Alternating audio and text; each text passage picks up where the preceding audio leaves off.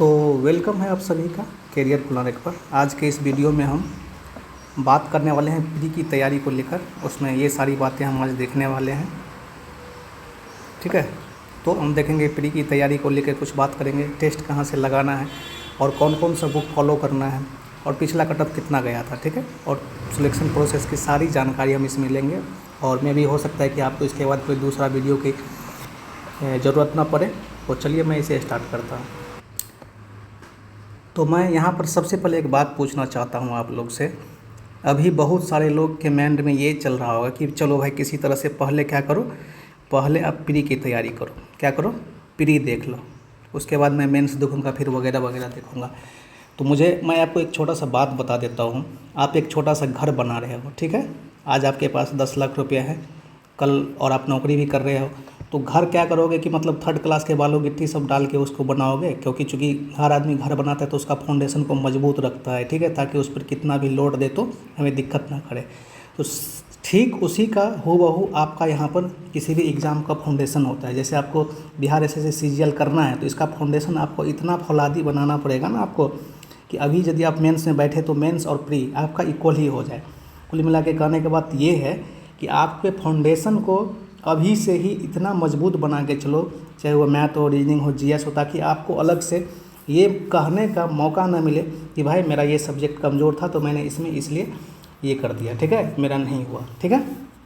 तो सबसे पहले माइंड को एकदम साफ़ सुथरा और क्लियर होकर एक टारगेट सेट कर लीजिए, ठीक है। एक स्ट्रेटजी बना लीजिए, जो भी स्ट्रेटजी आप यूज कर रहे हैं, ठीक है, उस स्ट्रेटजी को लेके शुरू से अंत तक, आज से लेके जब तक आपका मेंस नहीं हो जाता है, उसी तरह चलना है, ठीक है ना।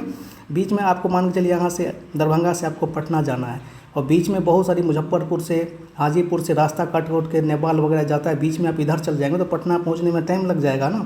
तो सिर्फ और सिर्फ आपको आज से जो टारगेट सेट करेंगे उसी टारगेट के हिसाब से आपको अंत तक चलते रहना है। उस पर लेफ़्ट राइट नहीं देखना है। कोई भी जो है ना स्ट्रेटजी ख़राब नहीं होता है, किसी भी तरीक़ा से आप पढ़ाई करेंगे वो ख़राब नहीं होता, बशर्ते पढ़ते रहना चाहिए और सही से सही दिशा में पढ़ते रहना चाहिए, वो आपका कुछ ना कुछ अच्छा हो ही जाएगा।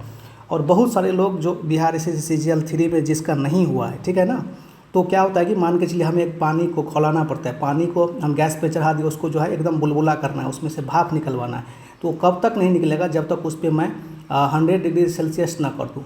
आपका बिहार एसएससी सीजीएल 3 में इसीलिए नहीं हुआ क्योंकि आपने 100 डिग्री सेल्सियस यहाँ पर नहीं करा था। आपको क्या करना है, खुद के आँच को इतना बढ़ा देना है, 100 डिग्री सेल्सियस कर लेना, ताकि इसमें से भाप निकलने लगे, ठीक है। तो मुझे उम्मीद है कि इतना कहने के बाद आपको प्री की तैयारी कैसे क्या करनी है और किस तरह से करनी है ये चीज़ समझ में आ गया होगा। तो मैं अब कटअप के लेके थोड़ा सा ले चलता हूँ आप। तो बहुत सारे लोग रात में बोल रहे थे कि ये कटअप है, वो कटअप। अरे कुछ भी कटअप है, मैं बोल रहा हूँ कि ये कटअप क्या है, नहीं है कुछ भी, आपको कुछ समझ में नहीं आ रहा है, इसको छोड़ो। आपके माइंड में क्या है कि 150 क्वेश्चन है ना, कटअप आपको क्या जाता है XYZ, कुछ नहीं आपको समझ में। 150 में आपसे 130 क्वेश्चन सही करने का टारगेट लगो, यही आपका कटअप है, इसको सेट करो। 120 और 30 के बीच में टारगेट सेट करो, कहाँ क्या जाएगा वो समय बता देगा।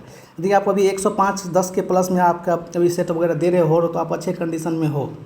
बाद में कि रही इसका कटअप का, तो ये परसेंटाइल कटअप इसमें लिखा हुआ है, तो आप हमें समझाओ क्या। मैं ये बता रहा हूँ कि यहाँ पे जो भी लोग तैयारी करते हो बेवकूफ़ लोग थोड़ी हैं, वो बेवकूफ़ लोग थोड़ी है, उसको भाई सब पता है क्या है नहीं है, यहाँ पे लिखा हुआ भी है कटअप, ठीक है। और ये कटअप कुल मिला के बात ये है ना कि क्वेश्चन के आधार पे ही, क्वेश्चन को लेके ही आप समझ लीजिए। 99.96% परसेंटाइल ना समझ के आप डायरेक्ट ये समझिए, सिंपल और साधारण शब्दों में, जनसाधारण की भाषा में, आपको 100 क्वेश्चन यहाँ पे सही करने थे। 100 क्वेश्चन जो लड़का सही किया उसका पीटी हो गया जनरल में, ठीक है ना। और उसी प्रकार से ये हो गया। तो जनरल केस में क्या है, ओबीसी कुछ क्या है, इसमें कुछ नहीं, आपको 130 क्वेश्चन सही करने की आदत डालिए और 120-25 के बीच में अपना टारगेट हिट कर लीजिए, सेट कर लीजिए, ठीक है ना। यही कटअप जाएगा। बाद में कि जो जिस कैटेगरी से ये बिहार एसएससी सीजीएल 3 का कटअप है उस हिसाब से आप देख लो। तो मैंने आपके टेलीग्राम चैनल पर बिहार एसएससी सीजीएल 1 का प्री और मेंस दोनों पेपर मैं डाल दूंगा आज कुछ देर के बाद। बिहार एसएससी सीजीएल 2 का दोनों पेपर जो है प्री और मेंस डाल दूंगा। सीजीएल 3 का प्री मेंस ये तीनों डाल दूंगा। आप इस क्वेश्चंस को आज एनालाइज कर लो। अभी चल रहा है बिहार एसएससी सीजीएल 4, ठीक है ना, सीजीएल 4 आ रहा है, ठीक है, उस हिसाब से आप देख लो। मैंने 2-3 स्ट्रेटजी वीडियो और इससे पहले भी बना रखी है कि क्या करना है, नहीं करना है, कैसे करना है, ठीक है, तो उसको भी आप देख सकते हैं। मैं डिस्क्रिप्शन में लिंक दे दूंगा, आपको कुछ ना कुछ ज़रूर फायदा होगा। हाँ, खुद का रास्ता बनाइए, वो रास्ते, जो रास्ते आप खुद जिस रास्ते पर आप खुद चलेंगे ना, वो आपके लिए ज़्यादा जो है विश्वसनीय होगा। दूसरे के चलाए रास्ते पे आपको बार बार किसी न किसी से पूछना होगा, चाहे हम हो या कोई हो, जो सत्य है वो सत्य है। समझ रहे हैं ना चीज़ों को? तो खुद अपना रास्ता बनाइए, बाद में कि यदि रुकना नहीं है तो फिर फौलाद की तरह बनना ही होगा। ठीक है, तो हम लोगों ने प्री देख लिया कि प्री में किस तरह से क्या करना है, और सबको पता ही है। मैं यहाँ पर सिलेबस वगैरह बताने वाला नहीं हूँ कि भाई यहाँ 150 क्वेश्चन पूछा जाता है, ये होता है। यदि आप वो सब नहीं जानते तो फिर आप इस बार नौकरी लेने लायक नहीं है। ठीक है ना, मुझे जो बताना था, जो मेरा मोटो था वीडियो में मैंने बता दिया। ठीक है, अब मैं यहाँ पे कट ऑफ देख लिया, मैं यहाँ पर टेस्ट के बारे में बता रहा हूँ। अभी आप देखेंगे डिस्क्रिप्शन में मैं लिंक भी डाल दूँगा। मैंने बिहार के एग्ज़ाम से रिलेटेड टोटल 2000 टेस्ट के बारे में बात की है, एक प्लेटफॉर्म के बारे में। उस वीडियो को आप देख ले। ठीक है, और हाँ, और ये मजाक में वो वीडियो नहीं बनाया गया है। ठीक है ना, आप उसको देखिए क्या होता है ना कि कुछ ऐसी बातें होती है जो दुनिया तो सब कर रही होती है, लेकिन यदि आप उससे थोड़ा हट के करोगे तो वो काल्पनिक बातें लगने लगती है। अरे 2000 टेस्ट आदमी से बढ़ के है क्या? किसी ने किसी को बनाया है, किसके लिए? देने के लिए। 2000 टेस्ट को दो, फिर आप देखो आप अपने आप में क्या परिवर्तन पाते हो। करना नहीं करना आपके बस की बात है। आप चाहो तो कर सकते हो, नहीं चाहो तो ऐसे बैठ के गंदे गंदे कमेंट कर सकते हो। ठीक है, तो ये टेस्ट वाला वीडियो आप लोग जरूर देख लेंगे, टेस्ट कहाँ से दे।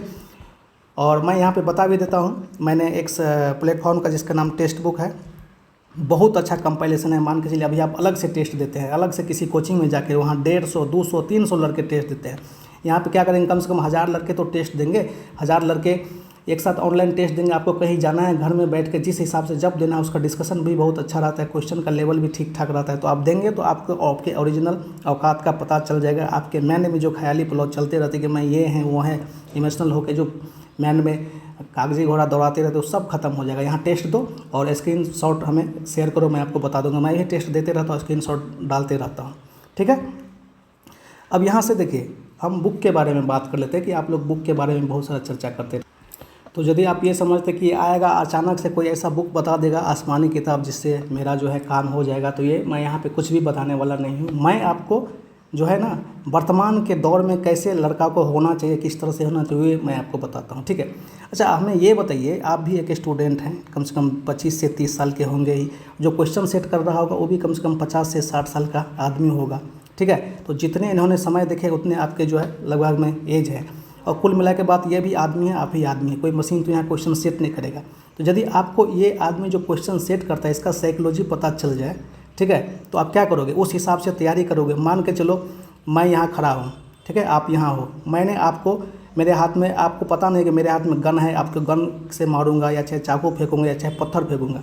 यदि आपको पता चल जाए कि इसके हाथ में पत्थर है तो फिर आप उस हिसाब से बचोगे ना। तो ठीक है, उसी तरह आपको इसके साइकोलॉजी के हिसाब से चलना पड़ जाएगा। ठीक है, अच्छा दूसरी बात ये, मान के चलिए आपको घर बनाना है और आपके घर में ये डिज़ाइन देना है, ये वाला डिज़ाइन कोई XYZ डिज़ाइन दे दीजिए कि ये डिज़ाइन आपके घर में देना है, लेकिन आपका पड़ोसी बनाया, वो भी लकड़ी का पहले से बनाया हुआ है।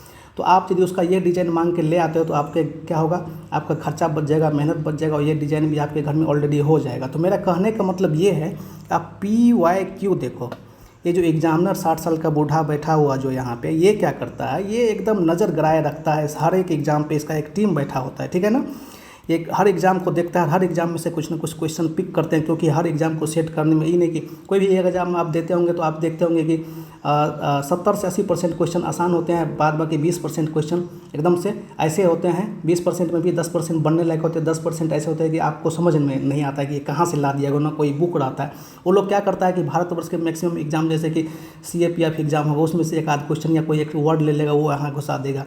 तो आपको करना क्या है कि PYQ जितने भी एग्ज़ाम्स हो रहे हैं, मतलब कि ग्रुप C लेवल के, मतलब लेवल 7 तक के एग्ज़ाम, जैसे ग्रेजुएट लेवल के जितने भी इंडिया में एग्ज़ाम हो रहे हैं, चाहे रेलवे को हो, चाहे SSC के हो, या फिर चाहे CAPF को हो, जितने भी एग्ज़ाम हो रहे हैं, चाहे किसी एग्ज़ाम के PCS के हो, ठीक है। आपने देखा होगा कि बहुत सारे लोग बोलते हैं कि घटना चक्र से डायरेक्ट मिल जाता है। वो सिर्फ और सिर्फ क्या करना चाहती है, मेहनत से बचना चाहता है, ठीक है ना। क्वेश्चन तो वही लाना है ना, लिमिटेड चीज़ में से, तो वही में से वो क्वेश्चन लाता है। तो आपको क्या करना है, बुक के नाम पर सिर्फ और सिर्फ मैं आपको एक ही सलाह दूंगा कि वो PYQ करो, ठीक है ना। PYQ करोगे ना, चाहे वो हिस्ट्री का PYQ करो, ज्योग्राफी का PYQ करो, पॉलिटी का PYQ करो, रीजनिंग का PYQ करो, या चाहे मैथ का PYQ करो, साइंस का PYQ करो, मतलब प्रीवियस ईयर क्वेश्चन ही आपको ये बताएगा कि ये आदमी आपको डुबाएगा या उड़ाएगा, ठीक है। बाद बाकी आप जो बिहार की राजधानी पटना है, 100 क्वेश्चन 150 क्वेश्चन का सेट बना देगा, उसमें 99 ले आएंगे, एग्जाम में आपका प्री भी नहीं होगा। तो वो काम करना है तो फिर तो आप करते रहो ना, ठीक है ना।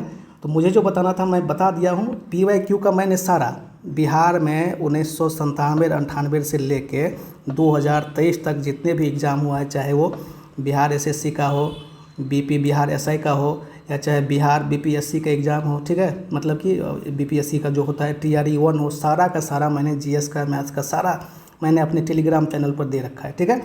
रही बात फाउंडेशन के लिए, यदि आप इस PYQ को कर लेते हो ना, ये PYQ आपको क्यों करना चाहिए मैंने बता दिया। यदि आप ये PYQ को कर लेते हो तो फिर आपका फाउंडेशन कुछ ऐसा बन जाएगा ना कि ये जो लोग बताते हैं कि लुसेंट पढ़ लो। अच्छा ये बताइए मुझे, लुसेंट वाले क्वेश्चन देख के किताब बनाए, या चाहे क्वेश्चन बनाने वाला लुसेंट देख के किताब बनाता है? मतलब लुसेंट बनने से पहले भी तो लोग क्वेश्चन देते थे, लुसेंट वाला तो उसी को देख के बनाया है ना। तो साइकोलॉजी समझ के आप काम करो, पहले आप PYQ करो, उसके बाद कोई एसेंट लेसन करो पढ़ना, ठीक है ना। PYQ करो, आपको कम से कम 70% आपका अंदाज़ा हो जाएगा कि आप क्या हो नहीं हो। बाद बाकी नहीं पढ़ो, पढ़ना नहीं पढ़ना मैंने अपना पर्सनल अनुभव आपको बताया है, करना नहीं करना आपका बात है, ठीक है। तो ये मैंने बुक लिस्ट के बारे में भी मैं बता दिया कि सिर्फ और सिर्फ PYQ करो आप, 6 से 7 महीना PYQ करो। दूसरा आप कोई बुक पढ़ते हो तो सिर्फ और सिर्फ आप अपना समझो कि गला दबा रहे हो और तो कुछ कर नहीं रहे हो, ठीक है। तो मैं यहाँ पर उम्मीद करता हूँ कि मैंने सारी की सारी बातें अपने हिसाब का जो मेरा एक्सपीरियंस था मैंने यहाँ पर बताया, ठीक है। और बाद बाकी किताब का लिस्ट बनाने वाले, पॉइंट पे पॉइंट बनाने वाले बहुत सारे लोग हैं, उससे देखो और तैयारी करो, ठीक है। जय हिंद, मिलते हैं जल्दी किसी नेक्स्ट वीडियो के साथ।